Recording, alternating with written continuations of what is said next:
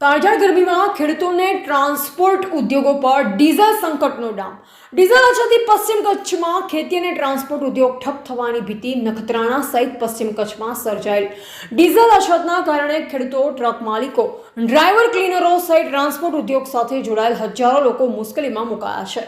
Petrol pump પર diesel નથીના board લાગતા ખેડૂતોને, વાહન ચાલકોને પંપે ભટકવાનો વારો આવ્યો છે. ખેડૂતોના જણાવ્યા મુજબ કાળઝાળ ગરમીમાં કલાકો સુધી લાઇનમાં ઊભા રહેવા છતાં પૂરતું ડીઝલ મળતું નથી, તો બીજી તરફ ટ્રકોના પૈડા થમતા હાઈવે, હોટલો, ટાયર પંચર, સ્પેર પાર્ટ સહિતના નાના ધંધાઓ પર પણ મોટી અસર પડી રહી છે. પશ્ચિમ કચ્છમાં ખેતી અને ટ્રાન્સપોર્ટ ઉદ્યોગ હજારો પરિવારોની રોજીરોટીનો આધાર ગણાય છે. હાલની પરિસ્થિતિ લાંબા સમય સુધી યથાવત રહેશે તો બેરોજગારીને ભૂખમરાની સ્થિતિ સર્જાવાની ભીતિ વ્યક્ત થઈ રહી છે. સ્થાનિકોમાં સરકાર તાત્કાલિક ડીઝલ પુરવઠો સામાન્ય કરે તેવી માંગ ઉઠવા પામી છે.